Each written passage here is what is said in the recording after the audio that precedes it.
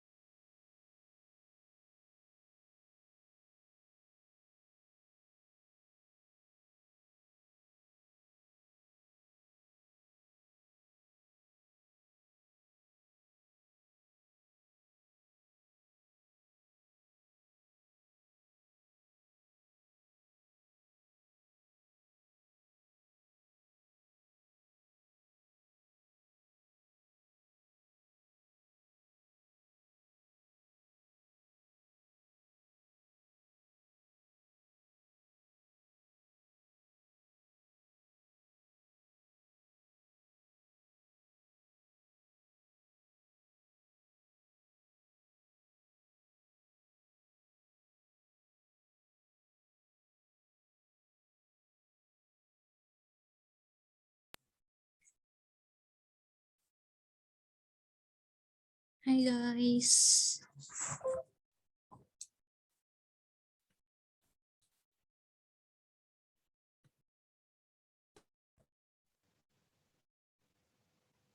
Yang kuis sudah selesai semua kah?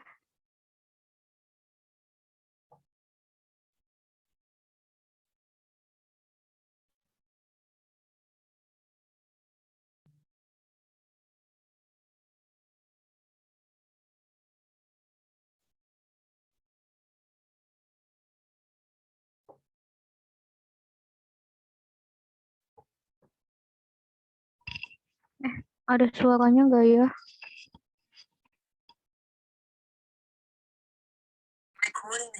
Ada Kak. Oke. Udah selesai semua belum yang ngerjain kuis?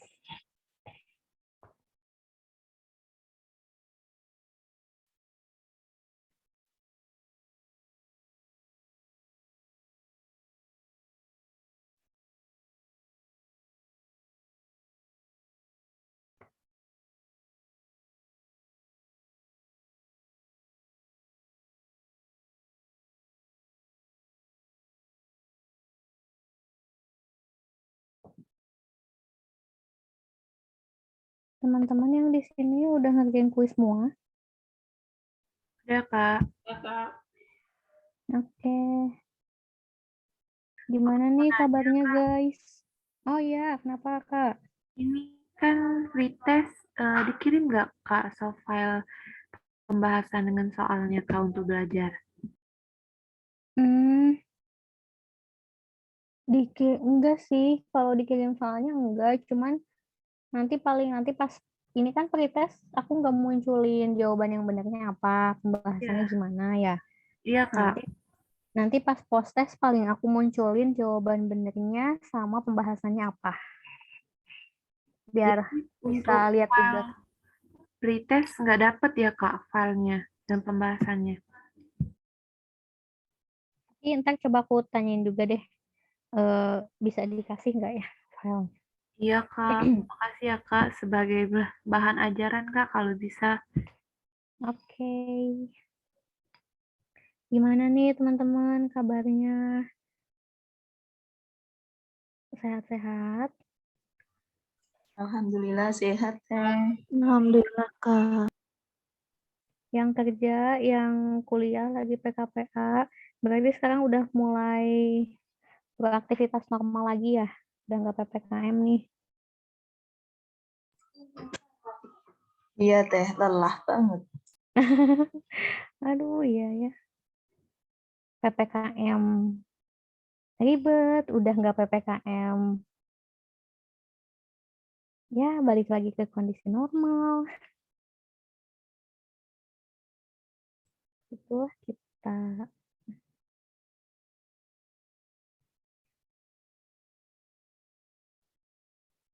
Gimana nih teman-teman tanggapannya terkait UKAI kemarin nih?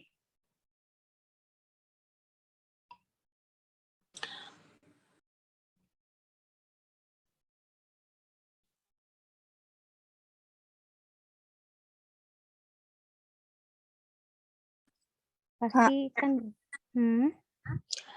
Itu kemarin soal-soalnya tahu nggak gimana kok katanya beda-beda ya dari iya. soal-soal tahun sebelumnya. Emang gimana sih Kak, maksudnya bedanya itu tipe soalnya atau perbandingan klinis sama industrinya, lebih banyak industri atau gimana sih Kak?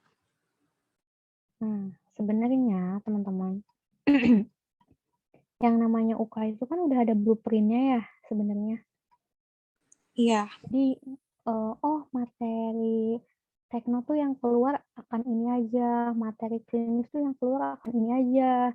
Terus biasanya kita tuh nentuin, berapa persen sih materi klinis tentang kardio misalnya yang keluar, berapa persen tekno tentang ini yang keluar tuh biasanya tuh kita lihat dari pas teman-teman TO nasional. Pas teman-teman TO nasional itu kan kita akan dapat nih hasilnya. Akan dapat hasil dan di hasil teman-teman tuh ada rinciannya. Oh, soal klinis tuh yang keluar materi A, B, C. di materi A tuh ada sekian soal, materi B ada sekian soal. Nah, dari situ kan kita jadi punya prediksi ya. Oh, berarti soal yang keluar tuh komposisinya ini, segini. Tapi, nah sedangkan blueprint-nya itu terakhir diperbarui itu baru sebelum aku UKAI, sekitar tahun 2016. Dan belum diupdate lagi. Jadi sejauh ini tuh kita, gimana ya, teman-teman yang ngajar di bimbel tuh, oh patokan soalnya tuh dari mana ya? Dari soal-soal TO nasional teman-teman dan soal-soal UK yang teman-teman sebelumnya. Jadi kayak, oh di tahun ini tuh ada update materi ini nih yang sebelumnya nggak ada. Karena panitia tuh nggak nge-update blueprint-nya. Terus yang sekarang apa gitu ya? Kenapa sih heboh susah banget UKAI-nya? Karena banyak materi infonya, banyak materi-materi, banyak soal-soal yang jauh banget nih dari UKAI-UKAI sebelumnya. Karena biasanya, walaupun ada materi baru tuh, tapi materi barunya tuh sebagai tambahan aja gitu loh. Tetap materi intinya yang sama kayak sebelum-sebelumnya, cuman misal ada yang baru ini, jadi ya kalaupun ada yang teman-teman, oh kok belum pernah dapet ya, oh kok belum ini tuh cuma 1-2 doang. Gitu. Cuman yang tahun ini katanya jauh banget gitu, out of the box banget soalnya, tapi kita juga belum tahu soalnya kayak gimana. Karena biasanya kita itu tahu soalnya tuh dari teman-teman juga. Jadi pas teman-teman UK itu kan biasa suka pada janjiannya atau pas TO gitu kan kayak, kamu hafalin ya satu soal gitu. Biasanya kita tuh tahu tuh dari situ. Gitu teman-teman. Nah, tapi pesan aku tuh gimana ya? UKAI nih, kalau ditanya Kak, UKAI susah nggak? Kak, UKAI itu gimana sih? Dibilang susah ya susah, tapi dibilang gampang juga ya gampang. Kenapa kayak gitu? Ya, kita harus apa ya? Kita harus mikir UKAI itu gampang. Kenapa? Soalnya kan ya kita sekolah ini kalau yang belum kerja gitu ya. Kita sekolah di farmasi aja minimal sampai apoteker udah 5 tahun gitu kan. Belum lagi kalau yang udah kerja, masa sih gitu kan? Masa sih kita disepelekan dengan cuman 3 jam doang gitu kan? Harusnya gampang dong buat kita yang udah mengemban ilmu farmasi minimal 5 tahun ya kan? Apalagi buat teman-teman yang udah kerja, kan pengalamannya pasti lebih banyak. Walaupun memang mungkin waktu belajarnya nggak sebanyak teman-teman yang full kuliah doang. Terus dibilang susah, ya susah. Kenapa? Karena kan balik lagi ya, kita 5 tahun sekolah juga nggak tahu semua materi ada di luar kepala kita kan ya. Nggak tahu semua materi kita bisa paham, benar-benar ngerti 100%. Pasti ada yang nggak ngertinya, pasti ada yang kurang pahamnya. Itu yang bikin kita harus benar-benar belajar. Dan harus benar-benar nyiapin mental juga nih. Jangan yang kayak, aduh, gue nemu soal ini nggak bisa, langsung lupa aja semuanya. Nggak kayak gitu. Tapi ya udah, oh soal ini nggak bisa. Berarti gue harus manfaatin kesempatan di soal-soal lain. Gitu. Itu guys. Makanya sekarang pas teman-teman masih punya waktu belajar, nah teman-teman tuh ya udah kalau nggak tahu nanya aja, nggak usah malu gitu, nggak usah malu kayak tuh kalau gue nanya nanti dikira apa sih gitu. Ya udah bodo amat gitu nanya aja. Soalnya kan kita punya waktu nanyanya sekarang. Kalau pas udah UKM kita nggak bisa nanya siapa-siapa ya kan. Aku capek, aku udah seminggu ini aku udah hektik. Aduh, aku nggak mau berantem cuma karena ini udah aku salah, aku tahu aku salah, aku minta maaf. Aku nggak mau berantem di sini. Udah. Kak Rifki, apa kabar Kak Rifki?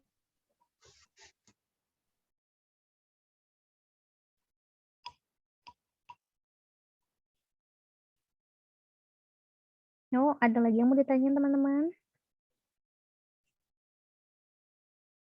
Sorry Kak, tadi kepencet Kak. It's okay, nggak apa-apa Kak Rifki. Sans. Pokoknya intinya teman-teman jangan jadi drop, jangan jadi takut duluan gara-gara ngedenger info UKAI kemarin ya. Santai aja, kan kita ini lagi belajar siap-siap mau UKAI.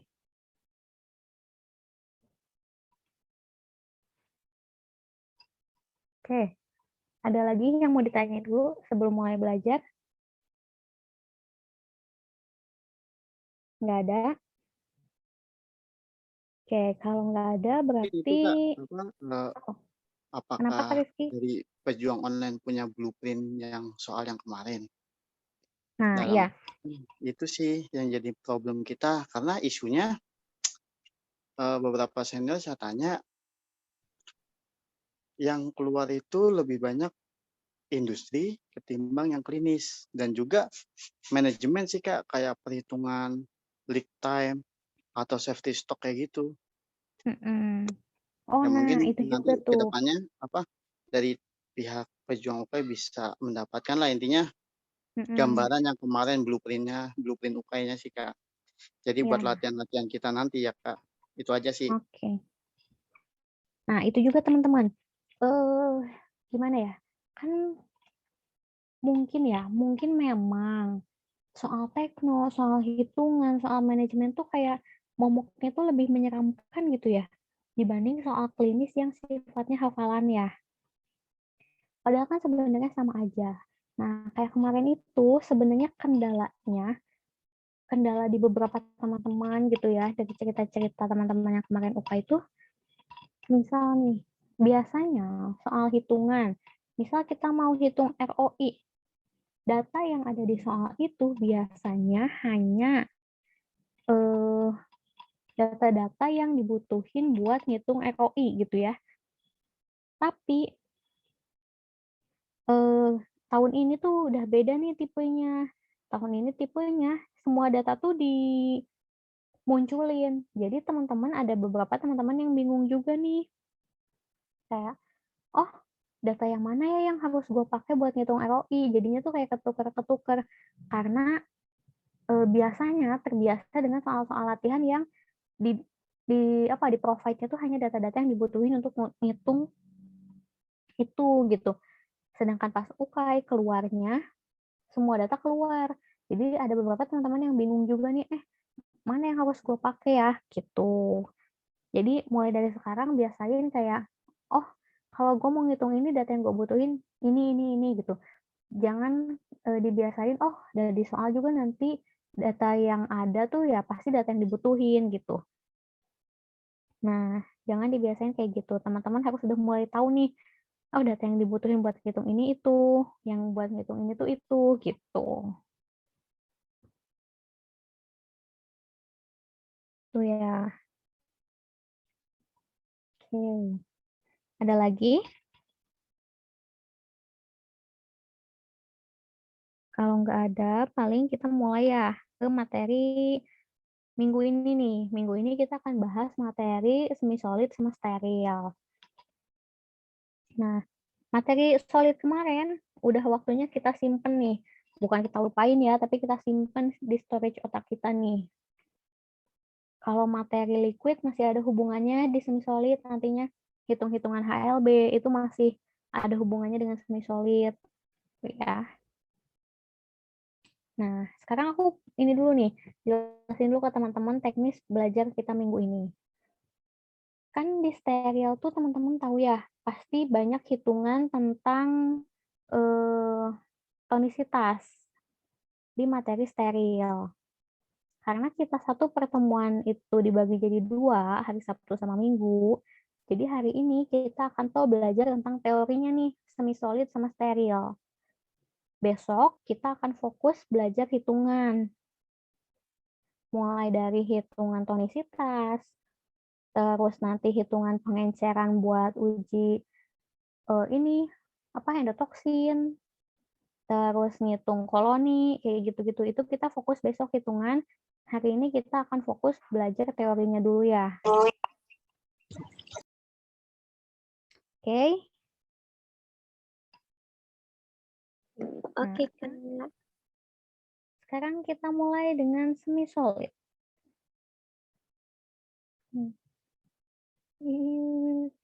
Kok keluar? Bentar.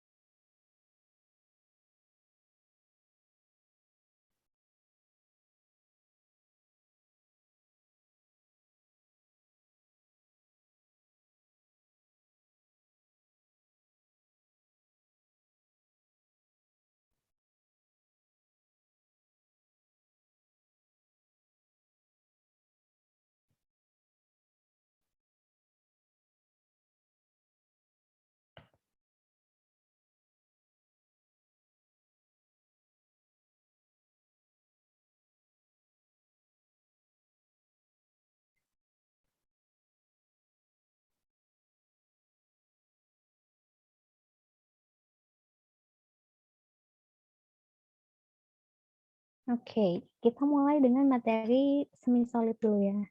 Jadi sebenarnya sediaan semi-solid itu apa sih? Ya, udah jelas ya dari namanya aja semi-solid.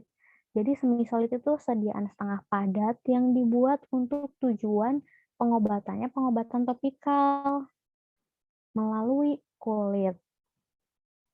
Nah, sediaan semi-solid itu ya sama sih kayak sediaan solid, kayak sediaan liquid, bervariasi ya, tergantung dari bahan pembawa sama komponen-komponennya tuh apa aja sih gitu ya.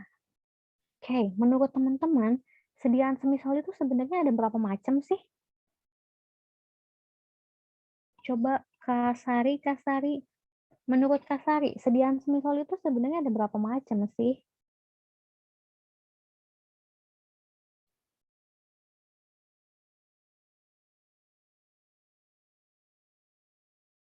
Atau Kak Agatha?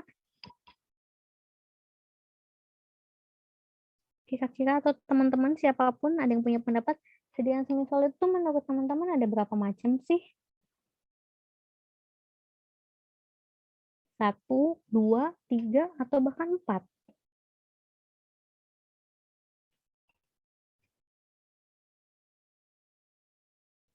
Atau Kak Deborah? Ada 4 bukan, Kak? 4, oke. Kalau kata yang lain?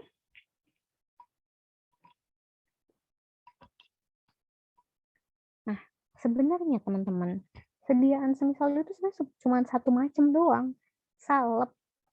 Ya enggak? Terus kok yang di slide ada 4, Kak, gitu kan? Nah, sediaannya satu jenis doang, salep. Tapi yang beda-beda tuh apa sih? Konsistensinya doang ya. Nanti kok kalau misalnya cuma ada satu macam, tapi basisnya beda-beda, Kak. Kenapa? Gitu ya. Balik lagi, itu kan untuk membedakan, untuk memperoleh konsistensi yang berbeda-beda. Kayak unguentum, serata, krim, pasta. Sebenarnya basisnya sama-sama salep kan, cuman konsistensinya berbeda. Ada yang lebih banyak mengandung air, ada yang lebih banyak zat padatnya. Itu ya. Tapi konsepnya itu sediaan semi-solid cuma ada satu, salep gitu ya. Oke. Sekarang menurut konsistensinya kan sediaan semi-solidnya ada dibagi jadi 4 ya. Ada unguentum, serata, krim, sama pasta. Nah, apa sih yang bedainnya? Oke, unguentum atau salep gitu ya. Salep tuh lebih kayak gimana sih konsistensinya atau bentuknya gitu ya. Nah, salep itu konsistensinya itu lebih seperti mentega dan dia tidak akan mencair jika disimpan pada suhu biasa. Nah, terus dia tuh relatif lebih gampang juga nih di pada saat digunakannya gitu. Nggak yang terlalu cair, nggak yang terlalu padat juga. Jadi dia yang relatif paling ideal ya. Tapi balik lagi, kan tergantung ya, tergantung tujuan penggunaannya buat apa, dan tergantung siapa juga yang menggunakannya. Oke, terus ada sediaan krim. Nah, krim juga kan sebenarnya salep, tapi dia itu mengandung air. Sehingga apa nih kalau misalnya mengandung air? Dia jadi lebih mudah diserap dan mudah dicuci dengan air. Kok lebih mudah diserap, Kak? Kan udah jelas ya, tubuh kita itu lebih dari 70%-nya ya air. Ya, jadi ketika kita menggunakan sesuatu yang lebih banyak mengandung air, pasti lebih mudah diserap. Oh, lebih gampang dicuci karena kan ya lebih basicnya lebih banyak air. Jadi pasti lebih gampang dicuci juga. Terus pasta. Pasta tuh apa sih? Kalau krim tadi salep yang lebih banyak mengandung air. Nah, kalau pasta salep yang mengandung zat padatnya tuh lebih banyak. Berapa persen sih? Lebih dari 50%. Makanya dia itu relatif lebih padat ya teksturnya kalau pasta tuh. Terus ada juga serata. Kalau serata itu dia salep berlemak yang mengandung persentase lilin yang tinggi atau wax-nya. Jadi konsistensinya itu lebih keras. Ya, karena konsentrasi yang tingginya adalah konsentrasi lilin. Oke. Ini penggolongan salep berdasarkan konsistensinya. Nah, sekarang kita next penggolongan salep berdasarkan efek terapinya. Nah, tadi kan di awal udah dijelasin ya. Kalau salep itu digunakannya secara topikal pada kulit. Nah, terus kan kalau penggunaan topikal tuh kita harus tahu dong sejauh apa sih absorpsinya gitu kan dari obat tersebut. Menurut efek terapinya, salep itu dibagi jadi 3, epidermik, endodermik, sama diadermik. Nah, teman-teman pasti udah pada tahu dong ya, kayak bedanya apa sih gitu, epidermik, endodermik, sama diadermik. Oke, yang salep epidermik atau lebih dikenal sebagai salep penutup atau biasanya yang fungsinya itu untuk menutup luka gitu ya. Ini tuh adalah salep yang digunakan pada permukaan kulit dengan tujuan untuk melindungi kulit dan dimaksudkan juga untuk efek lokal. Karena bahan obatnya tuh tidak diabsorpsi. Nah, ini contohnya itu adalah contoh salep dengan basis berlemak atau basis hidrokarbon. Jadi dia relatif akan lebih nge-stain di kulit karena tujuannya untuk diem di permukaan kulit gitu. Biasanya salep-salep epidermik ini tuh dipakai buat nutup luka basah. Misal orang yang habis kayak kena luka bakar. Nah, itu kan lukanya luka terbuka ya. Nah, biasanya jenis salep yang dipakai itu adalah salep epidermik. Dia nggak diabsorpsi sebenarnya zat aktifnya, tapi dia sifatnya hanya untuk menutup luka. Tuh. Terus nanti lama-lama kering aja di bagian atasnya itu. Itu disebutnya salep epidermik. Kalau salep endodermik itu apa sih? Salep yang bahan obatnya mampu menembus ke dalam. Tapi, nah dia tuh hanya diabsorpsinya tuh sebagian aja. Nggak totally diabsorpsi semuanya. Biasanya tuh digunakan untuk apa sih? Dia biasanya digunakan untuk tujuan melunakkan kulit atau selaput lendir. Tuh, biasanya itu yang termasuk salep endodermik itu sediaan jenis krim. Nah, dia diabsorpsi sih, tapi diabsorpsinya juga hanya sebagian atau nggak sampai lapisan kulit terdalam gitu ya, kalau bahasa kerennya. Nah, ada lagi nih salep diadermik atau dari namanya aja udah jelas, salep serap. Jadi salep yang bahan obatnya itu bisa menembus ke dalam melalui kulit dan mencapai efek yang diinginkan karena semua obatnya tuh terabsorpsi gitu. Contohnya apa sih? Nih, logikanya kalau krim yang ngandung airnya aja nggak banyak banget, itu udah bisa terabsorpsi sebagian, berarti yang bisa lebih diabsorpsi dengan baik, udah jelas yang lebih banyak mengandung air ya. Karena kan balik lagi, like dissolve like. Kalau tubuh kita banyak mengandung air, pasti sediaan yang basicnya banyak mengandung air, pasti akan lebih mudah diserap. Biasanya sediaan-sediaan yang dalam bentuk gel. Makanya kayak ada contohnya Voltaren yang gel ya, yang ada diclofenaknya, terus bioplacenton. Itu tuh yang ada zat aktifnya yang jelas ada efek terapi yang mau dicapai, itu biasanya bentuknya gel. Karena dia bukan cuma ngasih efek doang di luar, tapi dia pengen zat aktifnya tuh terabsorpsi dengan sempurna. Gitu. Oke. Tadi udah berdasarkan konsistensi, berdasarkan efek terapinya, sekarang ada penggolongan salep menurut jenis basisnya. Oke, yang pertama ada basis hidrokarbon, atau sering juga disebut sebagai basis salep berlemak. Contohnya ada apa sih? Ada vaselin flavum, vaselin album, ada parafin yang padat, cera alba, gitu kan. Ini udah jelas ya, basis-basis yang sifatnya tuh kayak berlemak dan dia akan ngestain, dia nggak bisa hilang sama air. Kalau dicuci pun dia pasti akan ninggalin sisa bekas lemaknya. Terus ada basis serap. Nah, basis serap itu contohnya dia itu basis berlemak tapi punya kandungan air. Contohnya lanolin. Teman-teman ada yang tahu nggak sih lanolin itu sebenarnya gabungan apa sama apa sih? Ada selannya dengan air kan? Iya, betul sekali Kak Rizky. Mantap. Lanolin itu ada selananya sama air. Jadi sebenarnya kan dia tuh basis hidrokarbon ya, ada selananya. Tapi karena dia ada kandungan airnya, makanya dia masuk ke dalam basis serap. Terus parafin hidrofilik. Nah, biasanya kalau parafin solid itu dia masuk ke basis hidrokarbon. Nah, kan parafin itu ada parafin cair juga ya, teman-teman. Nah, dia lebih relatif masuk ke basis serap gitu. Terus ada basis yang dapat dicuci dengan air. Udah jelas ini contohnya krim ya. Krimnya biasanya krim tipe minyak dalam air. Makanya dia lebih mudah dicuci dengan air ya. Karena basisnya dia minyak dalam air. Terus ada basis yang dapat larut air.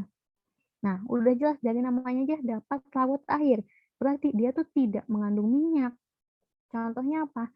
Gel atau salep-salep yang basisnya PEG. PEG itu walaupun dia kayak gliserin, PEG itu tuh walaupun kayak kelihatannya berminyak, tapi sebenarnya dia itu bisa bercampur dengan air atau dia larut air.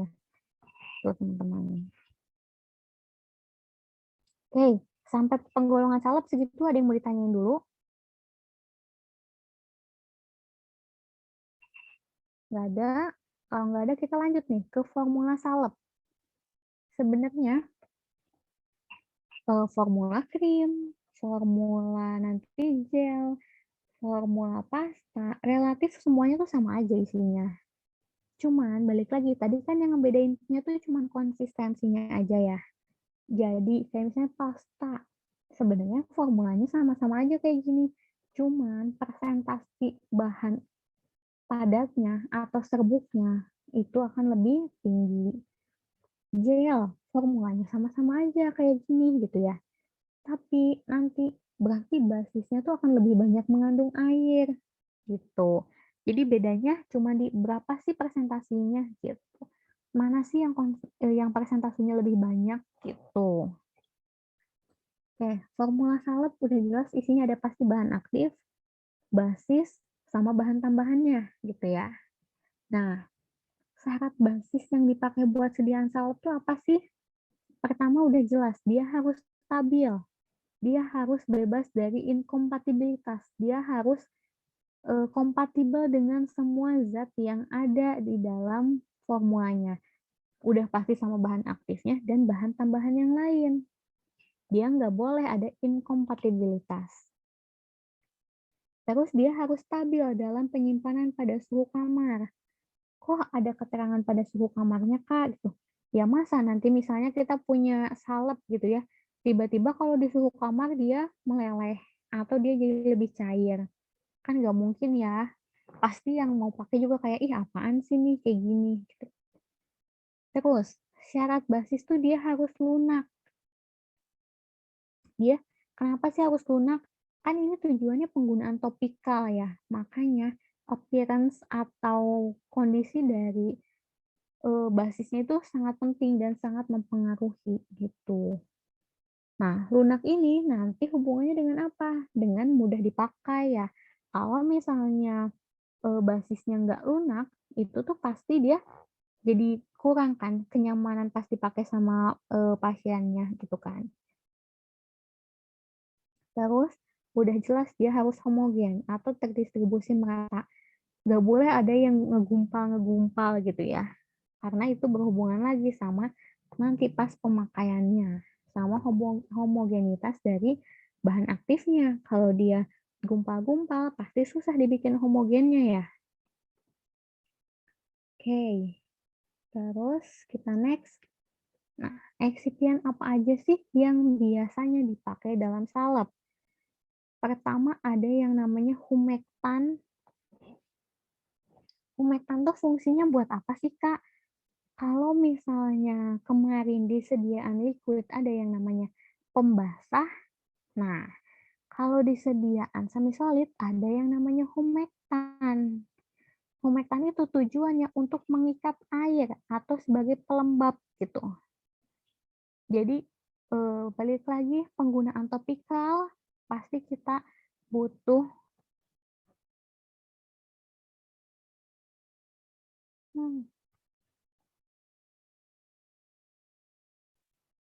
Nah, yang namanya sediaan topikal, balik lagi kita butuh sediaan yang bisa mengikat air. Biar apa? Biar zat aktifnya bisa terabsorpsi gitu kan. Nah, itu namanya humektan untuk menjaga kelembaban dari permukaan kulit kita. Contohnya, ada gliserol, ada propilen glikol atau PPG, atau bisa juga polyethylene glikol atau PEG. Nah, terus emolien. Emolien fungsinya buat apa? Nah, kalau humektan tujuannya lebih ke kulit kitanya, jadi biar kulit kitanya lebih lembab, kalau emolien fungsinya lebih ke sediaannya. Sebenarnya sama tujuannya, biar lebih lunak gitu. Cuman bedanya kalau humektan buat kulit kitanya, kalau emolien buat sediaannya. Sama aja, eksipiannya jenisnya gliserol, propilen glikol, polyethylene glikol gitu ya. Terus ada yang namanya enhancer.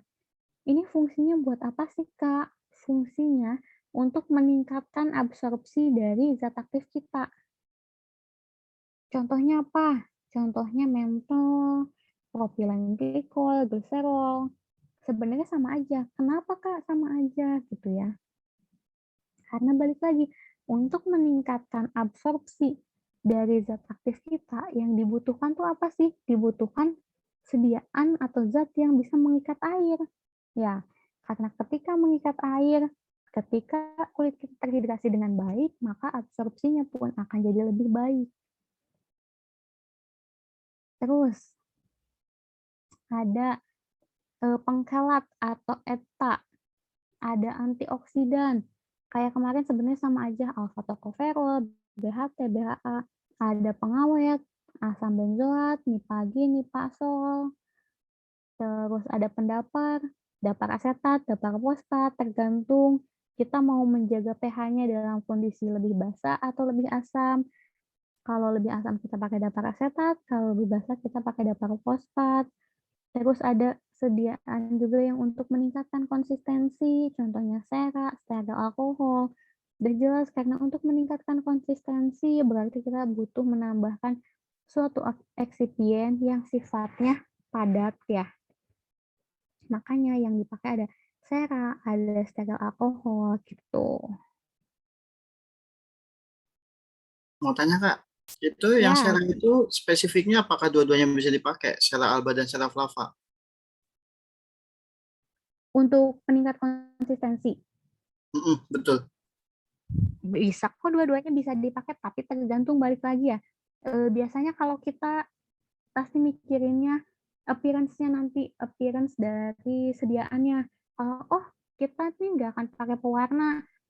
Biasanya kan kalau misalnya secara alba tuh jadi apa ya, kayak bukan putih juga sih, apa ya namanya Oke, tuh, gading. kayak bukan, tapi bukan putih yang esi gitu kan, jadi Hmm. lebih oke lah secara appearance gitu kan. Kalau secara flava kan jatuhnya kayak agak kayak kuning lilin gitu loh.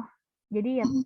sebenarnya itu balik lagi ke dua-duanya bisa dipakai nggak Kak? Bisa, tapi balik lagi kita pengennya appearance kita nanti sediaannya seperti apa gitu.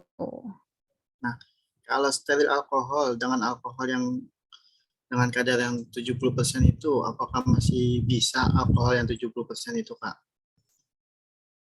Apanya Sebagai Kak? peningkat. Kan di sini kan peningkat konsistensi kan Mhm. apa tuh pakai steril alkohol. Nah, kalau Mm. misalnya itu mungkin untuk sediaan steril ya, Kak ya.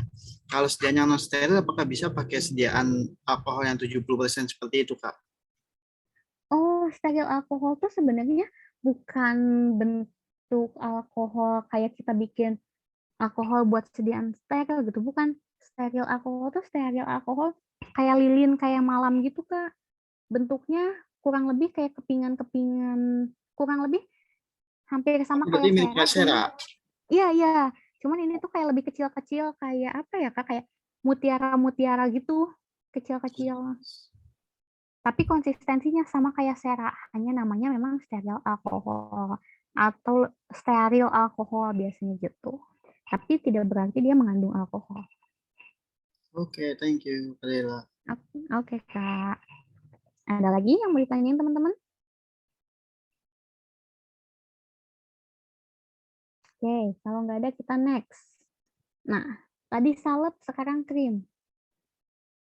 Tadi sama kataku sama aja, bedanya hanya di konsistensi. Jadi, kalau secara pengertian menurut Farmakope, krim itu apa sih? Krim itu udah jelas sediaan setengah padat, bentuknya berupa emulsi dan mengandung air tidak kurang dari 60%. Kalau kata FI3.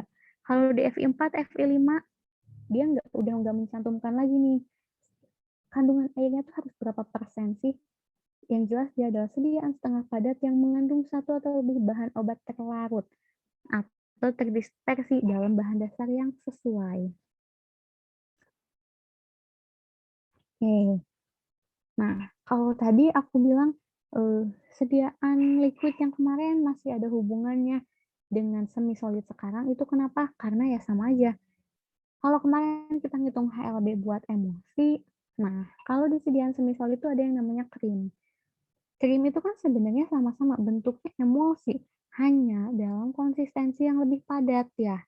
Makanya tetap masih ada hubungannya dengan HLB karena nanti basisnya tetap ada span, ada twin gitu. Krim tipenya ada dua, ada minyak dalam air dalam minyak, sama seperti emulsi kemarin. Nah, tipe yang minyak dalam air itu yang fase luarnya itu air, jadi akan lebih mudah dicuci dengan air, nggak lengket atau meninggalkan noda, ya, karena basisnya air. Kalau yang air dalam minyak, yaitu fase luarnya minyak. Nah, tapi bedanya apa? Dia hanya nggak gampang kering. Kenapa nggak gampang kering, Kak? Karena balik lagi, dia fase luarnya minyak. Bukan air yang lama-kelamaan akan menguap. Dia relatif lebih lama tinggal di kulit. Gitu. Oke, sekarang formula dasar krim apa sih? Sebenarnya sama aja kayak tadi salep ya. Ada bahan aktif, basis, sama zat tambahannya. Bedanya karena krim itu sama seperti emulsi dengan konsistensi yang lebih padat, makanya di basisnya itu nggak ada satu jenis doang, tapi bisa dibagi jadi dua. Ada fase minyak dan ada fase air. Tuh. Oke, sekarang yang termasuk fase minyak tuh apa aja sih, Kak? Basis yang termasuk fase minyak contohnya ada asam stearat, parafin liquidum, adepslane, sera, vaselin, setil alkohol, steril alkohol, sama span. Oke, terus fase airnya, basis yang termasuk ke fase air, ada tetraborat, PA, gliserin, PEG, propilen glikol, N-allyl sulfat, sama twin. Nah, kayak yang udah kita bahas kemarin ya di emulsi, semakin tinggi nilai HLB-nya berarti dia bersifat semakin apa? Semakin suka minyak atau semakin suka air?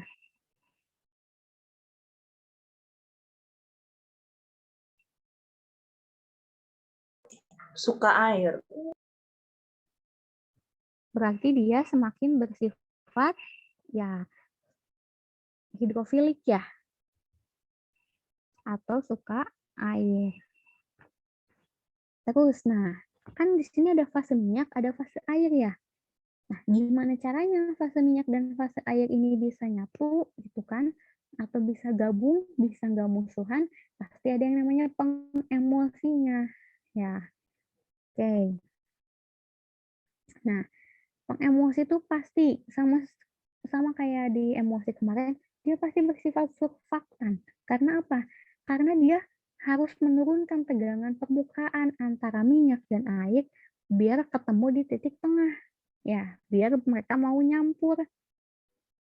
Nah, tapi biasanya teman-teman pasti udah sering lah ya pas zaman S1, zaman praktikum tuh bikin krim antara fase minyak, fase air. Kita turunin tegangan permukaannya dengan apa? Adanya pemanasan ya. Makanya antara mortir, antara suhu fase minyak, fase air harus sama-sama panas, baru kita campur gitu kan. Kalau kita nggak nambahin suatu senyawa pengemulsi gitu ya.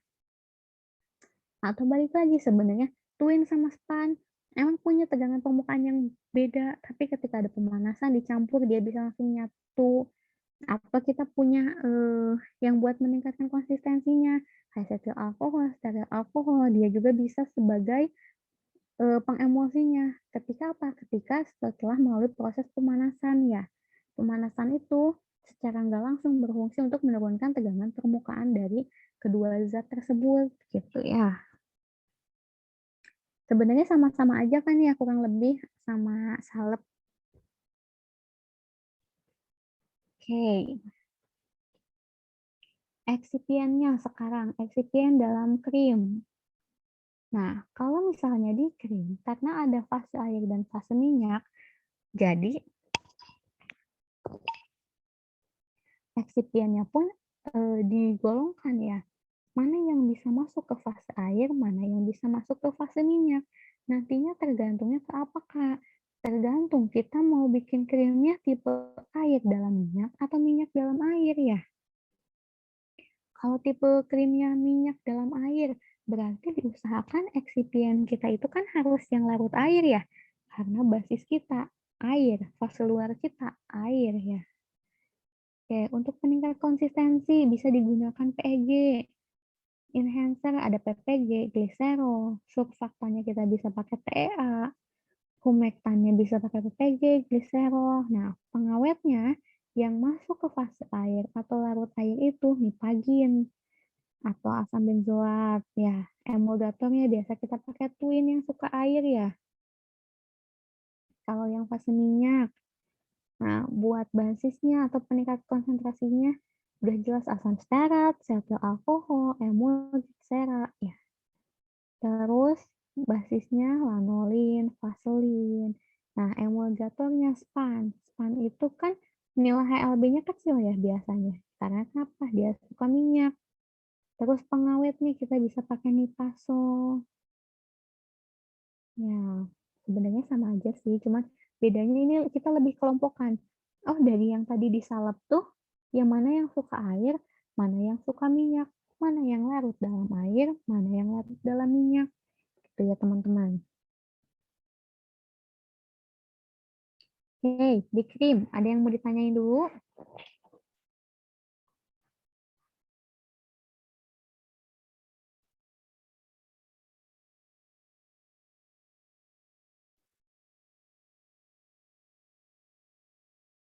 Nggak ada?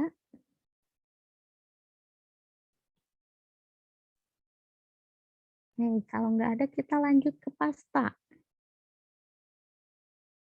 Kalau krim tadi adalah salep yang punya konsistensi air lebih banyak. Kalau pasta itu dia salep yang punya kandungan zat padat atau serbuk lebih banyak ya.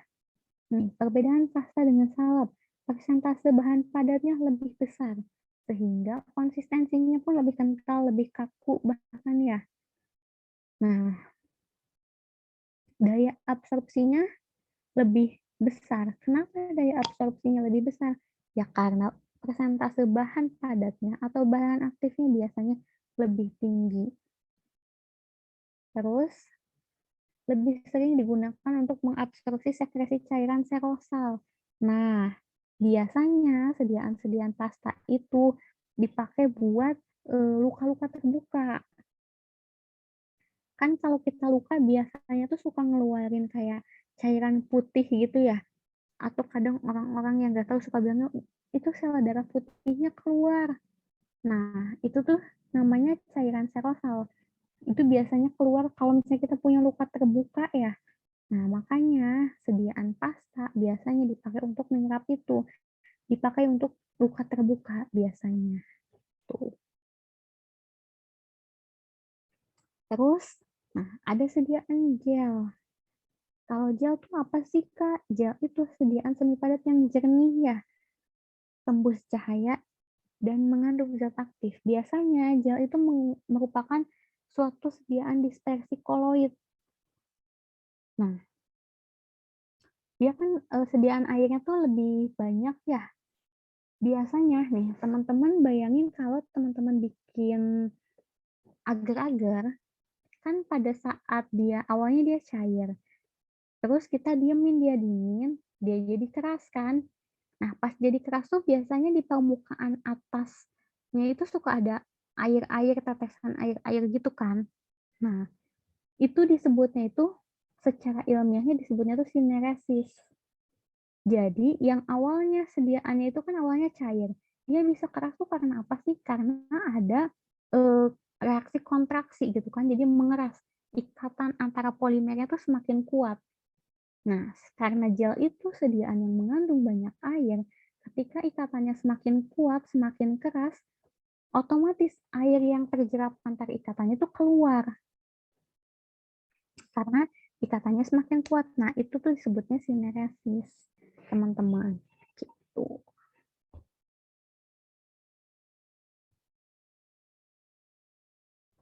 Nah, sekarang ada excipient dalam gel. Sebenarnya sama aja tadi kayak salep, kayak krim gitu kan.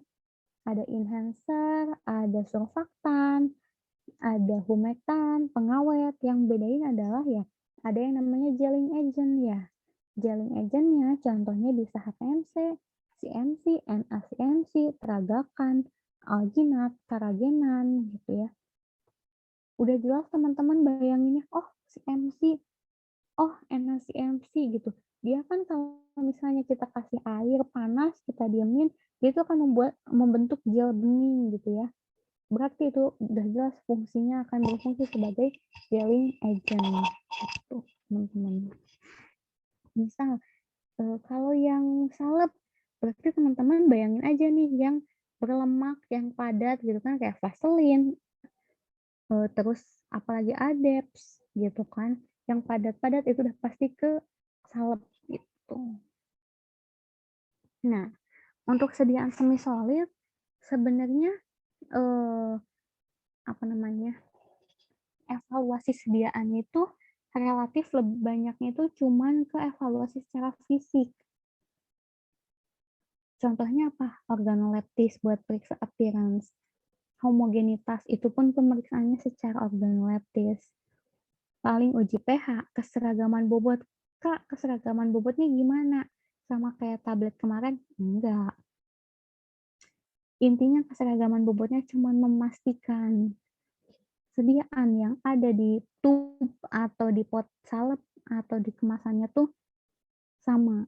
gitu, atau plus minusnya masih masuk, masih oke. Nah, uji daya lekat, daya sebar, daya serap, sama paling uji viskositas. Pokoknya semuanya relatif, hanya pemeriksaan fisik saja. Nah, disediaan semi solid, Kak. Kalau di semi solid cuma teori gitu doang, terus yang kira-kira keluar di UK itu apa sih? Gitu kan.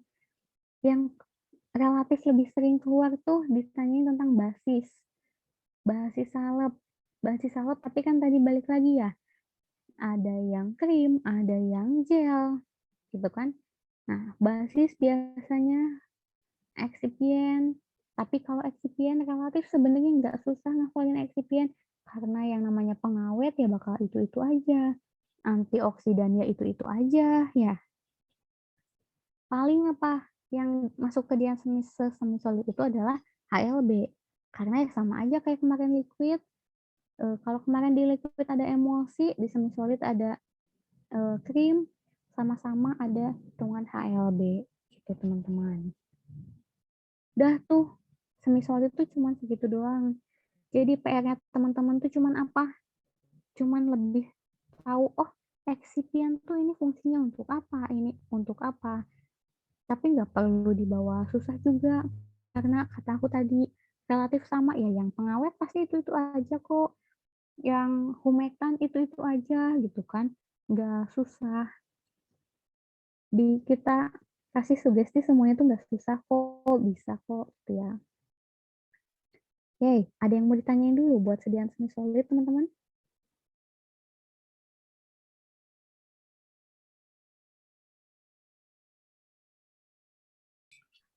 Kak Dela mau tanya, kira-kira Ya, pada saat UK itu apakah nama eksipien itu bisa diganti dengan nama lain, Kak? Jadi bukan nama yang kita hafalin dengan ganti nama yang lain, apakah ada kemungkinan, Kak? ada.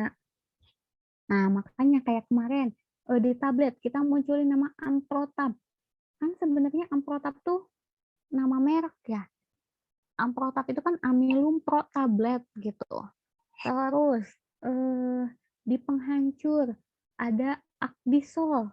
Pas kemarin aku kasih soal, Akdisol itu kan sebenarnya nama lain dari sodium starch glycolate.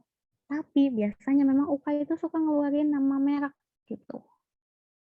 Atau singkatan. Misalnya teman-teman keluar SSG gitu, kayak apa sih SSG? Teman-teman jangan bingung, namanya kan sodium starch glycolate gitu. Cuman memang harus gimana sih caranya Kak biar lebih familiar gitu. Semakin banyak teman-teman baca, pasti semakin banyak teman-teman tahu. Misal gini, misal teman-teman dapat soal nih, terus pilihan gandanya teman-teman nggak tahu, kayak, ih apaan nih eksipien, baru kali ini dengar perasaan. Nah, jangan berhenti sampai di situ, teman-teman carilah. Misal di googling, eksipien ini tuh sebenarnya apa sih? Biasanya eksipien yang namanya aneh tuh karena dia tuh cuma dalam bentuk nama dagangnya gitu, atau brand gitu teman-teman. Gitu Kak. Oke, thank you, Kak Dela. Oke. Ada lagi yang mau ditanyain teman-teman? Oke, kalau nggak ada kita akan lanjut ke materi steril. Oke, materi steril. Sediaan steril itu apa sih? Udah jelas ya, steril berarti sediaan yang bebas dari mikroba, baik yang patogen atau yang apatogen. Maksudnya apa sih, Kak? Maksudnya ya, mikroba yang bisa menyebabkan penyakit atau yang enggak gitu ya. Tapi yang namanya steril itu harus bebas dari keduanya. Nah, ini syarat sediaan steril tuh harus gimana sih? Pertama, dosis obat dalam sediaan itu harus sesuai dengan etiket dan tidak terjadi pengurangan kualitas selama penyimpanan. Kok kayak gitu, Kak? Gitu ya. Emang sediaan steril doang yang harus kayak gitu? Sebenarnya enggak, tapi kita harus lihat, teman-teman. Kalau sediaan steril tuh kan faktor resikonya lebih besar ya. Kok lebih besar sih, Kak? Karena ya cara penggunaannya itu dia bisa intravena, intramuskular yang relatif absorpsinya lebih cepat. Jadi, kalau ada kesalahan dosis sedikit aja, pasti efeknya jauh lebih besar dibandingkan kita pakai obat oral atau obat topikal yang proses absorpsinya jauh lebih panjang dan resikonya lebih kecil. Terus, penggunaan wadah yang cocok dan tidak terjadi interaksi antara obat dengan material dinding wadah. Bahkan, bukan hanya dengan material dinding wadah, sama spuitnya pun harus bersifat inert kan. Gak boleh ada interaksi. Kenapa balik lagi? Karena penggunaannya itu langsung masuk ke pembuluh darah atau langsung ke otot yang relatif absorpsinya sangat cepat. Terus nggak boleh ada inkom, itu udah jelas. Nah, yang penting adalah dia harus bebas dari bakteri dan pirogen, sama dia harus bersifat isotonis, isohidris, dan bebas partikel. Coba teman-teman, pirogen itu apa sih teman-teman? Bakteri kan Kak, endotoksin maupun eksotoksin kan, sehingga menyebabkan kalau misalnya masuk ke dalam tubuh kita itu bisa menyebabkan shock ataupun demam gejala awalnya. Ya, betul. Tapi sebenarnya pirogen itu dia bukan bakterinya, dia hanya jasa tremik. Kan ada bakteri ya, bakteri itu ada gram positif, ada gram negatif gitu kan ya. Ya betul. Nah, ketika bakteri itu udah mati, memang DNA-nya, RNA-nya, atau apa ya namanya, material genetik itu sebenarnya memang udah mati. Tapi kan kalau bakteri itu kita tahu dia punya gini ya, kayak dinding bakteri gini. Nah, dia tuh kan punya dinding selnya, punya membran selnya. Nah, dinding selnya ini memang rusak. Tapi apakah dia hilang? Enggak ya. Nah, dinding selnya ini dia itu tersusun atas yang namanya lipopolisakarida. Lipopolisakarida ini nantinya yang bisa menghasilkan pirogen. Nah, pirogen ini benar tadi kata Karis bilang, ada yang sifatnya endotoksin, ada yang non endotoksin. Terus yang endotoksin tuh yang dari mana, Kak? Nah, yang bisa menghasilkan endotoksin itu yang berasal dari bakteri gram negatif. Oke. Terus kalau yang non endotoksin itu yang berasal dari mana? Bisa berasal dari bakteri gram positif atau bisa juga berasal dari serat, partikel, kayak gitu-gitu. Itu memang pirogen, tapi sifatnya non-endotoksin. Lah, emangnya apakah bedanya yang endotoksin sama non-endotoksin? Apakah yang satu bahaya, yang satu nggak bahaya? Sebenarnya dua-duanya bahaya. Tapi kalau pirogen yang endotoksin atau yang berasal dari bakteri gram negatif, itu misalnya 1 gram aja tuh udah bisa mematikan. Tapi kalau pirogen yang non-endotoksin atau yang berasal dari bakteri gram positif, itu misal dia butuh 10 gram dulu nih, baru efeknya dia bisa mematikan. Gitu. Jadi yang lebih bahaya kalau ditanya mana? Pirogen yang endotoksin atau yang berasal dari bakteri gram negatif. Oke, kalau yang disebut isotonis, apa sih isotonis itu teman-teman?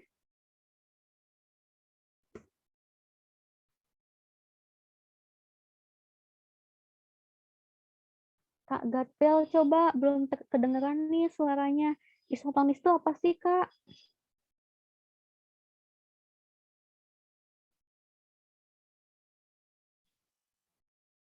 Kemana nih Kak Gatbel? Atau Kak Siska deh, Kak Siska. Kak steril ada nih. Kak, apa nih isotonis tuh, Kak? Larutan yang konsentrasinya sama dengan zat terlarutnya, Kak. Larutan yang Konsentrasinya dengan zat terlarutnya sama. zat terlarutnya. Kurang tepat. Yang teman-teman ada yang mau nambahin?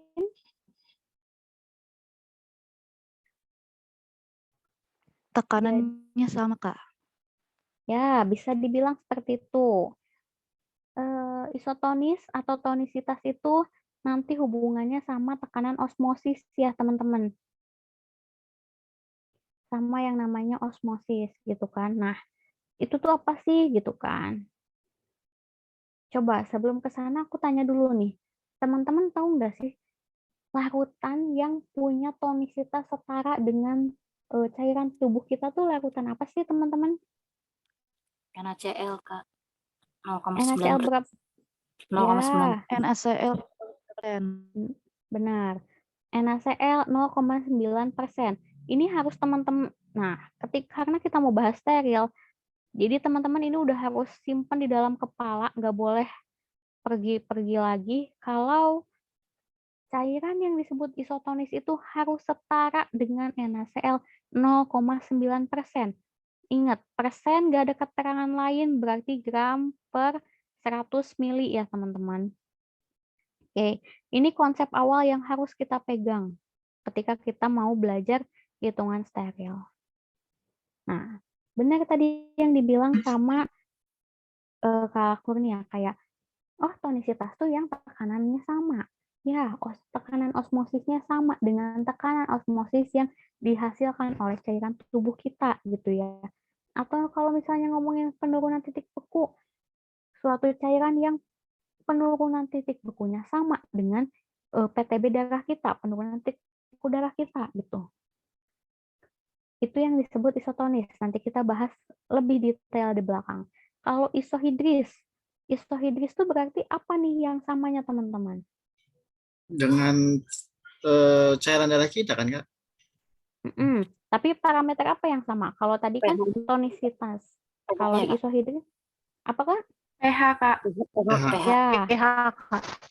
ya benar. Kalau isohidris itu pH. harus punya pH yang sama dengan cairan tubuh kita.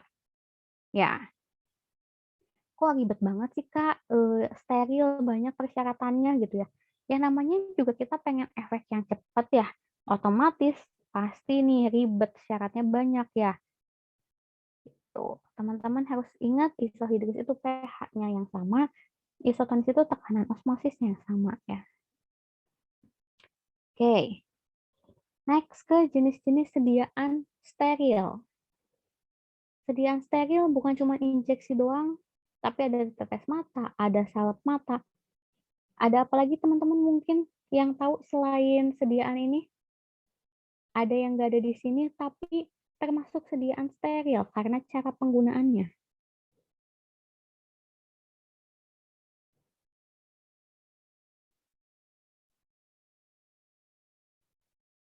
Implan ya teman-teman.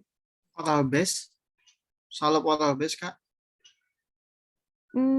Itu nggak termasuk steril.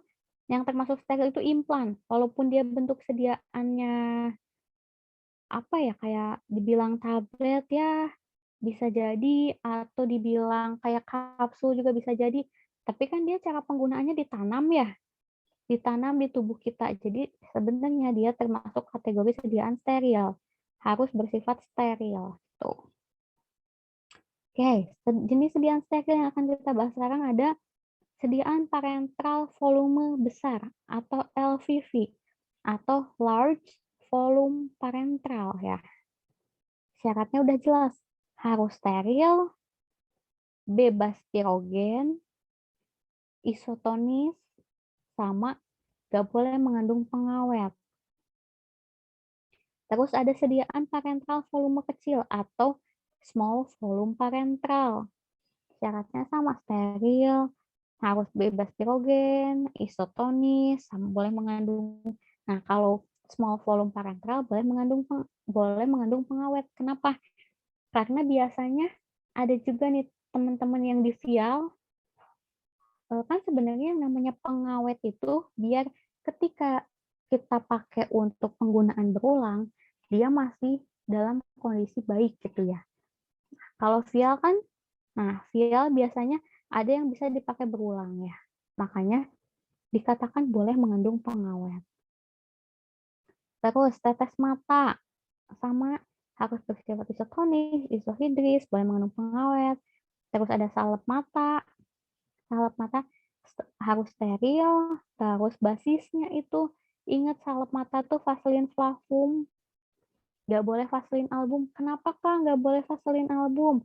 Atau teman-teman mungkin ada yang tahu kenapa nggak boleh Vaseline album?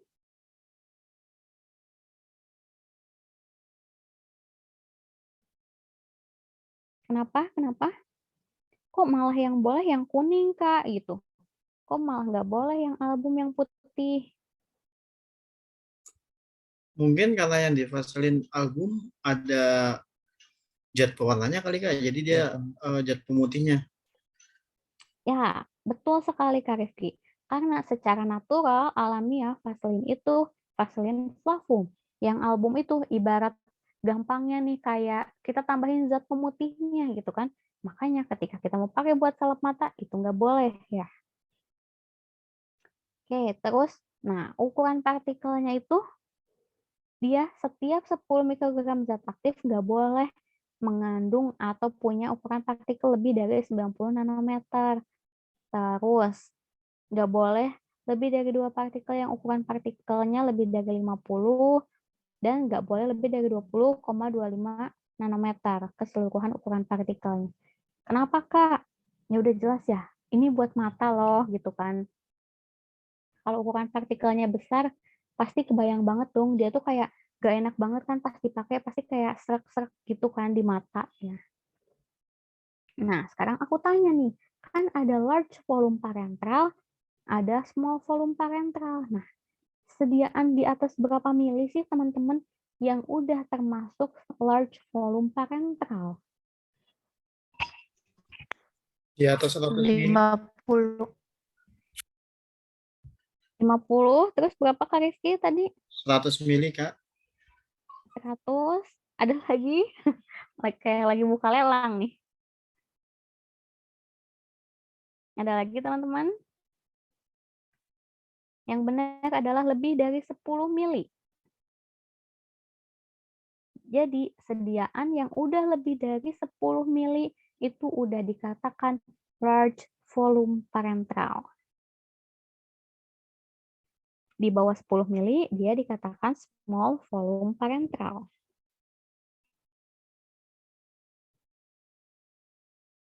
Oke, teman-teman.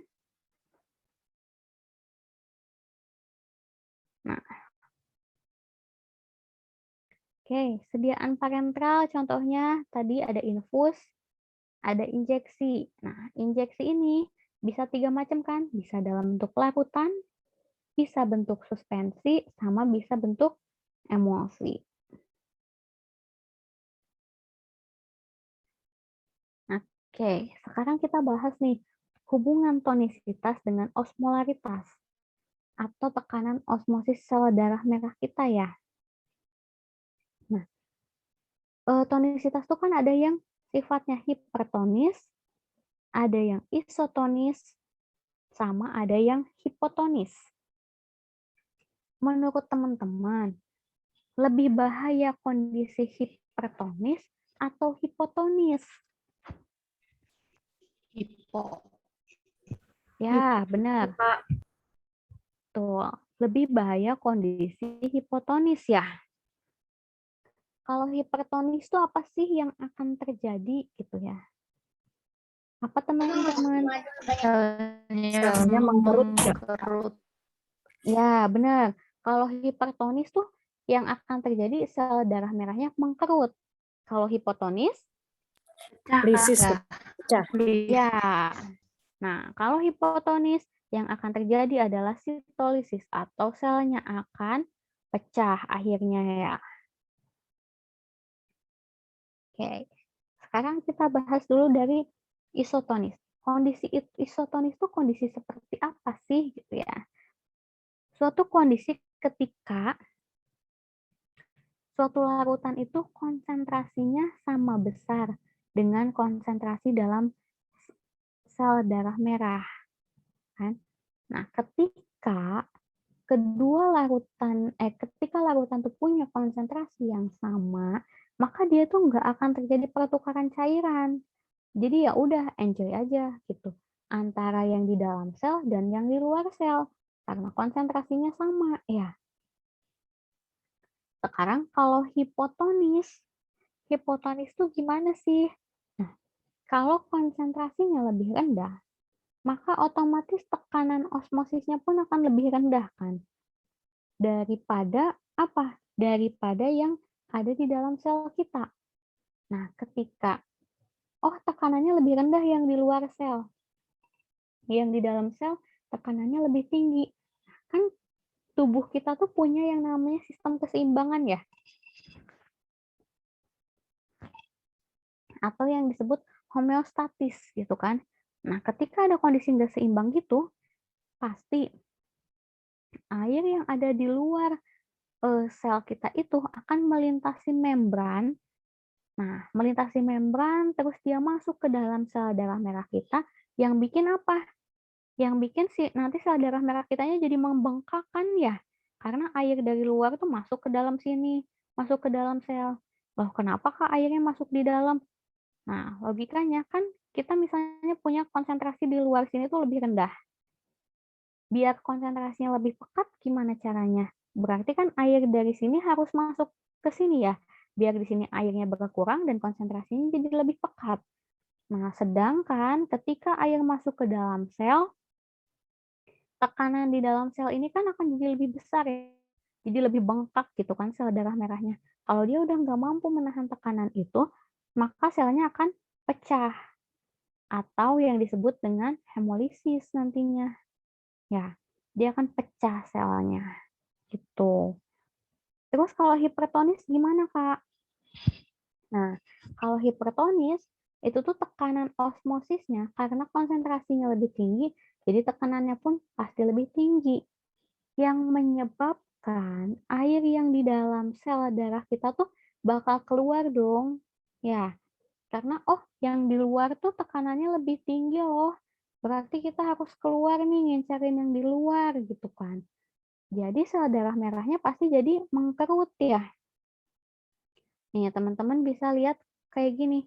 Jadi airnya kan keluar nih dari dalam sel. Jadi yang harusnya selnya bentuknya kayak gini, dia berubah jadi mengkerut karena airnya keluar. Untuk apa?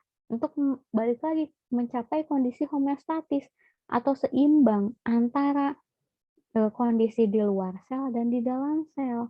Nah, kalau kayak gitu disebutnya apa sih kondisinya? Plasmolisis. Ini tadi kalau kondisi hipotonis. Jadi selnya membengkak dulu karena air masuk terus ke dalam sini, lama-lama dia pecah atau lisis. Nah, yang oke yang isotonis ya. Jadi dia antara di luar di sini sama di dalam itu dia sama ya konsentrasinya, makanya ya udah dia seimbang aja antara di luar dan di dalam sel. Gitu. Oke, sekarang aku tanya dulu nih. Sebelum besok kita belajar hitungan, kayak kalau misalnya ada kondisi hipotonis, kan kita berarti targetnya tuh sama dengan NaCl 0,9% gitu ya teman-teman. Kalau kondisi hipotonis kan udah jelas nih, kita pasti tambahin NaCl dong, atau tambahin zat pengisotonis. Agar apa? Agar mencapai kondisi isotonis gitu kan. Tapi kalau misalnya kondisinya hipertonis nih teman-teman, apa yang harus kita lakukan?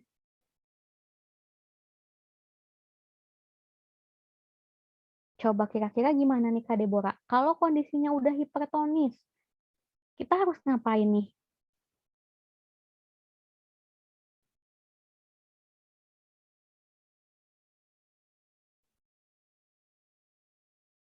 Kak Deborah, ada Kak Deborah?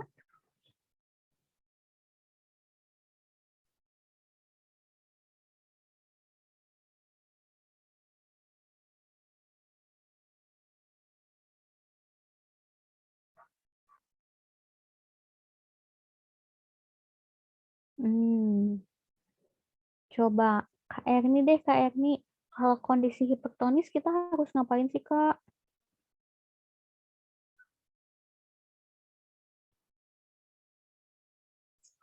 Apa ya Kak ya? Gimana? Kalau kondisi hipertonis nih, atau teman-teman yang lain, kepada yang punya, oh aku tahu nih Kak, gitu. Kalau kondisi hipertonis harus gimana? Kan kalau hipotonis sudah jelas ya. Hipo di bawah berarti kita harus tambahin NaCl buat mencapai kondisi isotonis. Nah, tapi kalau kondisinya udah kelebihan nih, udah hipertonis, harus gimana nih? Kak Ahdiatul mungkin, Kak Ahdiatul?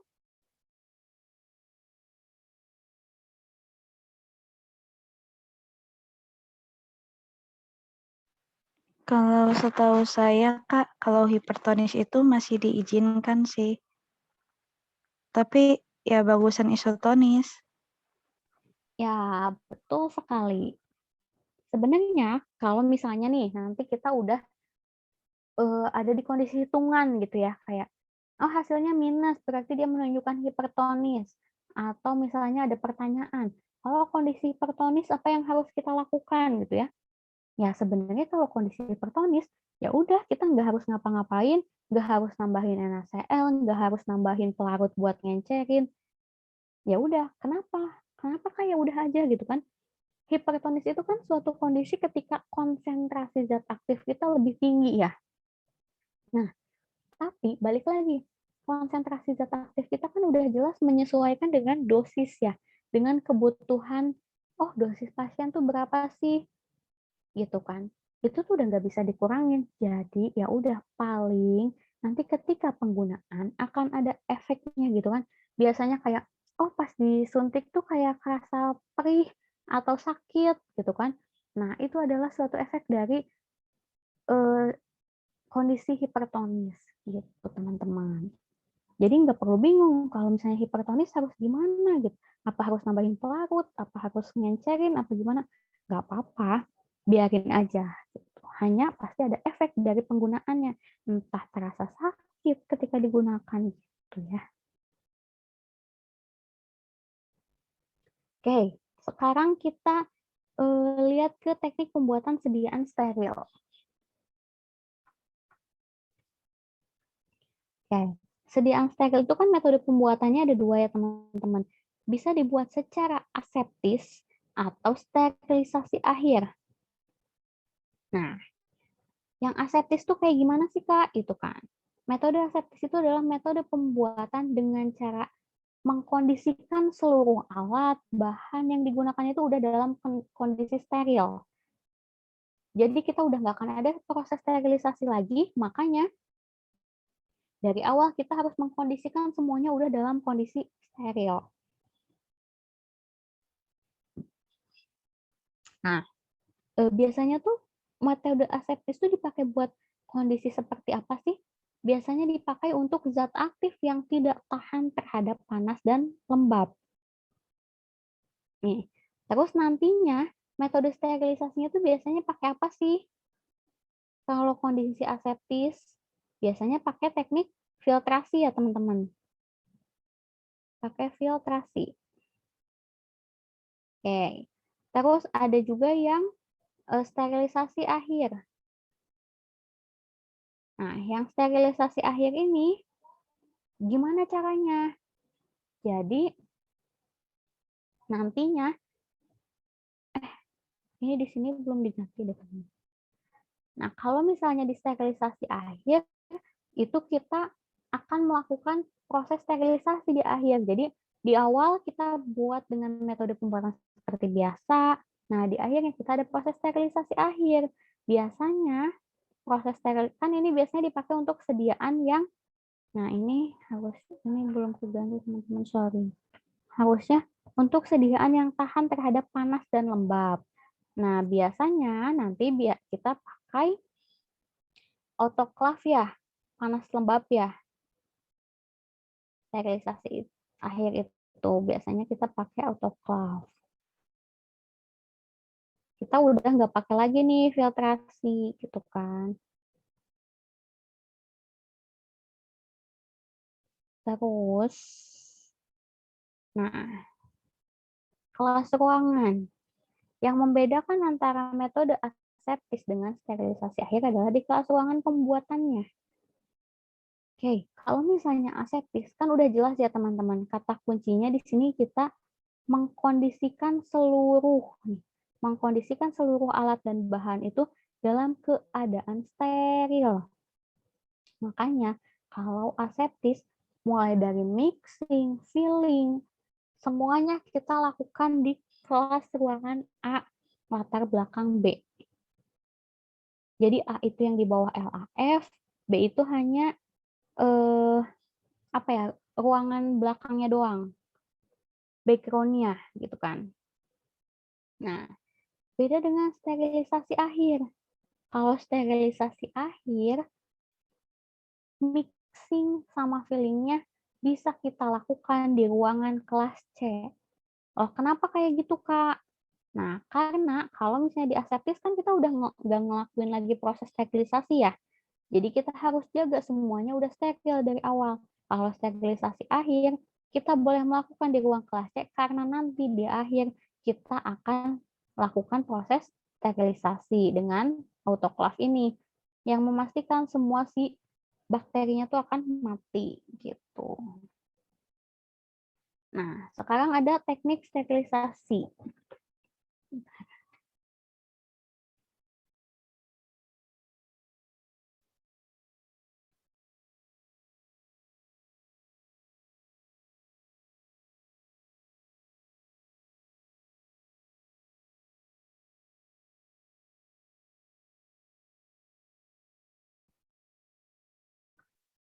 Oke. Teknik sterilisasi. Teknik sterilisasi pertama ada panas basah dengan autoclave. Ini kondisinya kayak gimana? Di suhu 121 selama 15 menit. Nah, aplikasinya ini untuk metode sterilisasi akhir untuk zat yang tahan panas dan lembab. Terus ada panas kering pakai oven. Di suhu berapa, Kak? Suhu 180 selama 2-3 jam. Nah, ini aplikasinya dia bukan untuk sediaan kalau panas kering auto oven itu, tapi untuk sterilisasi alat-alat non pengukuran atau misalnya bahan awal atau misalnya pokoknya alat-alat bukan bahan akhir yang atau bukan produk jadi, bukan untuk sterilisasi produk jadi kalau panas kering. Terus sterilisasi dengan gas atau fumigasi. Nah, ini tuh biasanya untuk ruangan. Dia menggunakan apa? Menggunakan gas etilen oksida. Nah, nanti dia di suhu 45-63 derajat Celcius selama 1-4 jam. Dia biasa dipakai untuk sterilisasi ruangan. Jadi sebelum kita mulai gunakan ruang produksi untuk produksi itu biasanya kan kita sterilisasi dulu ruangannya. Nah, ini pakai gas etilen oksida ini. Terus, ada sterilisasi dengan sinar UV nih. Ini tuh biasanya digunakan untuk apa sih? Untuk sterilisasi wadah, untuk sterilisasi air, sterilisasi ruangan gitu ya. Balik lagi ini bukan digunakan untuk produk. Terus kalau filtrasi, nah filtrasi itu dia filtrasinya pakai membran filter dengan pore size 0,22 dan 0,45. Coba aku tanya, kalau yang 0,45 tuh dipakai buat apa sih? Terus yang 0,22 juga dipakai buat apa? Kak Fitriani.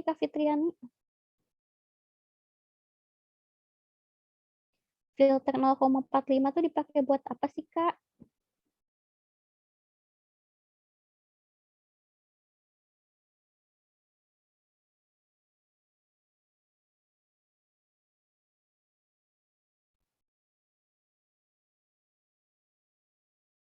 Atau yang lain, Kak Deborah?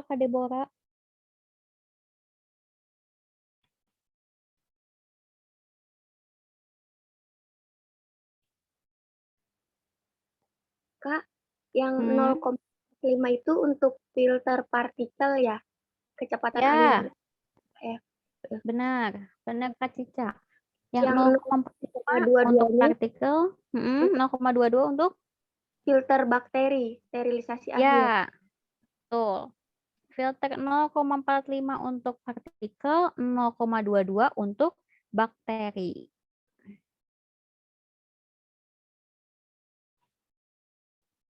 Oke. Nah, ini biasanya digunakan untuk proses sterilisasi produk yang zat aktifnya itu nggak tahan panas, ya. Nah, karena ngomongin sediaan steril, ngomongin kelas ruangan, jadi kita harus tahu dong, ruang yang dikatakan ruang bersih, ruangan bersih itu adalah ruang kelas A sampai ruang kelas D ya teman-teman. Ingat, yang dikatakan ruang bersih itu adalah ruang kelas A sampai D. Jadi udah ruang kelas E, ruang kelas F itu udah tidak dikatakan sebagai ruang bersih. Oke, dikatakan ruang kelas A itu kondisi kayak gimana sih? Kondisi di bawah aliran udara laminar airflow. Jadi ini udah di dalam LAF nih ruang kelas A tuh. Ini suhunya 16 sampai 25, nilai kelembabannya segini. Nah, yang harus teman-teman tahu adalah dia efisiensi udaranya berarti udah paling tinggi ya. Nah, LAF itu teman-teman harus tahu kecepatan udaranya tuh syaratnya berapa sih? 0,36 sampai 0,54 ya meter per second. Terus ruang kelas B itu biasanya hanya sebagai nggak ada orang nih di sini tuh. Ini hanya sebagai background LAF gitu ya. Nah, teman-teman harus tahu nih pertukaran udaranya tuh berapa kali sih gitu kan ini. Terus ada ruang kelas C yang dibilang sebagai ruang steril. Nah, ini biasanya ruangan yang masih bisa ada orangnya gitu kan. Dan ruang kelas D ya. Ruang kelas D kalau misalnya di pembuatan sediaan steril biasanya buat apa Kak? Buat cuci-cuci alat, buat nimbang gitu kan. Kalau udah bikin sediaan steril, semua proses ada di ruang kelas C. Ya, kalau sterilisasi akhir. Oke. Nah, nih ya, ruang pembuatan sediaan steril tuh jadi tadi kan aku udah bilang kalau misalnya yang dikatakan ruang bersih itu hanya sampai ruang kelas D. Di ruang kelas D itu apa sih yang bisa kita lakukan gitu kan? Bisa dilakukan penimbangan, terus pencucian alat gitu kan. Terus nih, kalau misalnya filling itu tadi bisa di ruang kelas A background B, tapi bisa juga nih di ruang kelas C. Di ruang kelas A background B kalau metodenya aseptis, nah di ruang kelas C kalau metodenya sterilisasi akhir ya teman-teman. Tapi kalau misalnya untuk preparasi bahan kayak pelarutan, pencampuran, ini kalau misalnya sterilisasi akhir dilakukan juga di ruang kelas C ya. Tapi kalau aseptis semua dilakukan di ruang kelas A. Tuh. Terus, oke, kita masuk ke evaluasi sediaan steril. Nah, evaluasi sediaan steril dari segi fisik pasti ada pH. Bang, kalau misalnya steril kita pasti ada pemeriksaan partikulat. Pemeriksaan partikulat manual aja ya. Pasti dilihat sama mata manusia satu persatu. Kalau misalnya satu batch-nya ada 1.200, 1.200-nya akan dicekin satu persatu. Dilihat apakah ada partikelnya atau enggak. Tuh, terus ada penetapan volume injeksi dalam wadah, keseragaman sediaan, uji kebocoran, kejernihan, ini udah pasti ya secara fisika. Kalau kimianya, identifikasi kadar. Nah, yang beda kalau sediaan steril itu ada evaluasi secara biologinya ya. Uji efektivitas pengawet kalau misalnya untuk sediaan yang multiple dose atau digunakan beberapa kali ya. Nah, kalau misalnya sediaannya nggak multiple dose, ya nggak akan ada uji efektivitas pengawet gitu kan. Nah, terus ada uji sterilitas. Udah jelas namanya sediaan steril, pasti ada uji sterilitas. Nah, uji sterilitas berapa Kak? Dilakukan terhadap berapa wadah? Dilakukan terhadap semuanya atau enggak? Enggak, tergantung apa? Tergantung nih, kalau misalnya yang small volume parenteral, nah teman-teman harus tahu, pasti ada sih kalau di soal. Dia itu batch size-nya, satu batch-nya itu berapa vial atau berapa ampul. Misal, kalau ukuran batch-nya itu kurang dari 100 vial atau 100 ampul, berarti yang harus teman-teman ambil adalah nilai 10%-nya atau 4 wadah, ambil yang lebih besar. Misal, dia 100 ampul gitu satu batch-nya. Berarti kan 10%-nya 10 ampul ya. Nah, berarti yang diambil untuk pengujian adalah 10 ampul gitu. Kalau 101 sampai 500 sudah jelas ambil 10 wadah. Kalau lebih dari 500, ambil 2%-nya atau 20 wadah. Mana yang lebih kecil? Tuh. Kalau large volume parenteral, yang diambil adalah 2% atau 10 wadah, ambil yang lebih kecil. Tuh ya. Terus untuk uji endotoksin bakteri. Nah, uji endotoksin bakteri itu dilakuinnya dengan metode apa sih? Metodenya itu namanya, kita biasanya pakai kit gitu ya, kayak reagen kit. Namanya uji LAL atau Limulus amebocyte clisat. Dia itu nanti kayak gimana dong Kak interpretasi hasilnya gitu ya. Dia tuh udah kayak bentuk suatu kit reagen gitu. Kalau misalnya sediaan kita positif nih endotoksinnya, ada endotoksinnya, dia itu nantinya akan membentuk gel. Jadi dia akan terbentuk koagulasi. Dia akan membentuk gel. Karena apa? Karena ada koagulasi enzimatik. Tuh kan. Ini tuh kan dengan protein ya. Makanya dia akan mengendap nantinya kalau positif ada endotoksinnya. Terus ada uji pirogen. Nah, uji pirogen itu apa sih tadi? Pirogen itu kan si yang bisa menyebabkan demamnya itu ya. Dilakukannya dengan metode apa? Dengan rabbit test. Nih, terhadap berapa ekor kelinci Kak dilakukannya? Terhadap 3 ekor kelinci. Nah, terus uji pirogen ini sediaannya itu dikatakan memenuhi syarat apabila tidak satu ekor kelinci pun menunjukkan kenaikan suhu 0,5 derajat Celcius atau lebih. Tapi kalau ada kelinci yang menunjukkan kenaikan suhu 0,5 derajat Celcius atau lebih, maka akan dilanjutkan pengujian menggunakan 5 ekor kelinci.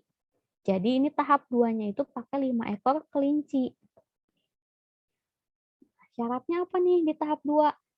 Kalau misalnya nggak lebih dari 3 ekor dari 8 ekor kelinci yang masing-masing menunjukkan kenaikan suhu 0,5 derajat Celcius atau lebih, dan jumlah kenaikan suhu maksimal dari 8 ekor kelinci ini itu nggak lebih dari 3,3 derajat Celcius, maka sediaannya dinyatakan memenuhi syarat atau bebas pirogen. Udah selesai nih buat sediaan steril. Teman-teman ada yang mau ditanyain?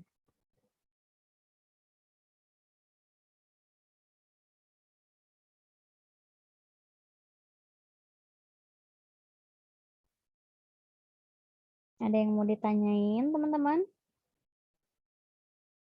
Sampai sediaan steril nih.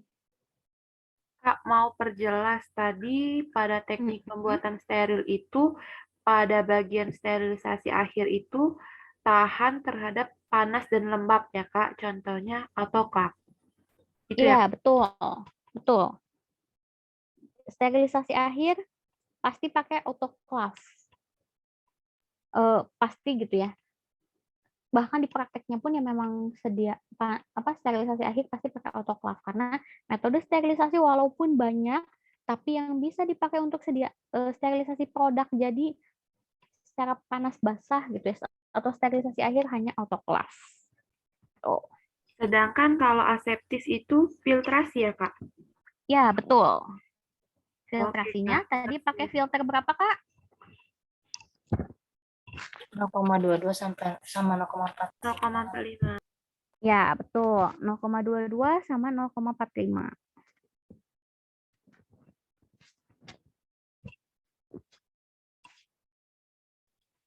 Oke, ada lagi yang mau ditanyain?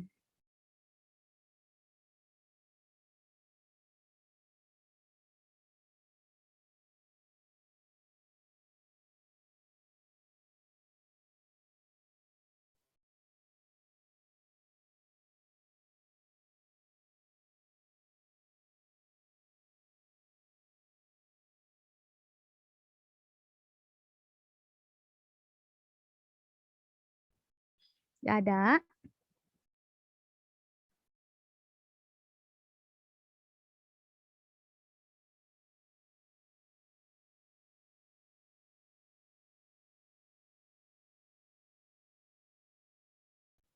Oke, kalau misalnya nggak ada, berarti kita lanjut besok dengan pembahasan hitungan tonisitas. Kak, Hitungan, ya. Kenapa? yang uji kebocoran, uji kejernihan, keseragaman sediaan, itu nggak ada keterangan berapa sampelnya gitu ya, Kak, yang diuji. Oh, iya ya. Sebenarnya kalau kejernihan partikel itu tuh kita akan maksudnya udah pasti dilakuin terhadap semua sediaan.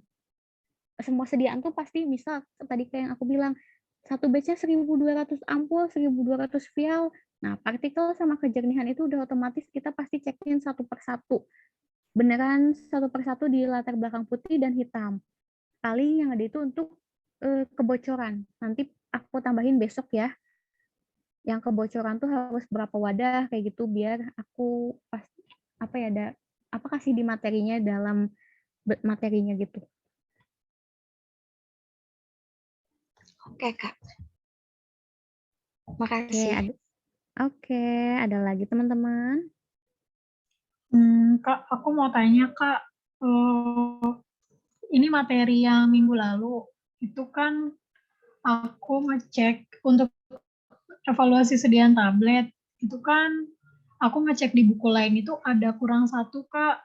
Jadi, Apa? tapi untuk uji sediaan tablet, Kak. Yang di buku yang dari pejuang UK itu cuma ada 5 atau 6 gitu. Tapi di buku lain, di buku temen aku itu ada 7, Kak. Jadi maksudnya itu memang terbaru. Tapi temen aku bukunya tahun lalu sih, Kak, gitu. Itu terbaru atau gimana ya, Kak? Apa yang nggak ada, Kak? Aku nggak bawa sih, Kak, bukunya. Mungkin nanti kali ya, Kak, aku chat di grup. Aku lupa sih, soalnya ada di rumah. Soalnya aku di luar. Nanti confirm aja ya. Misalnya kayak, Kak, ini di buku lain tuh ada pengujian ini loh, gitu. Iya, baru cek kemarin sih, Kak, pinjam buku teman. Oke, nanti confirm aja nggak apa-apa. Oke, Kak, makasih ya, Kak. Oke.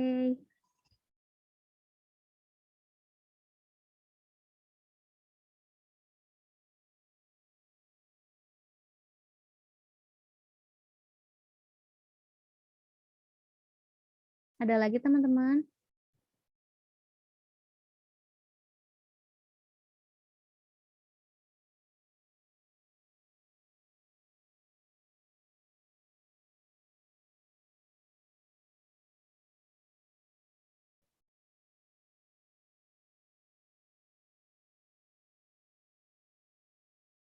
Kalau nggak ada, berarti kita lanjut besok ya.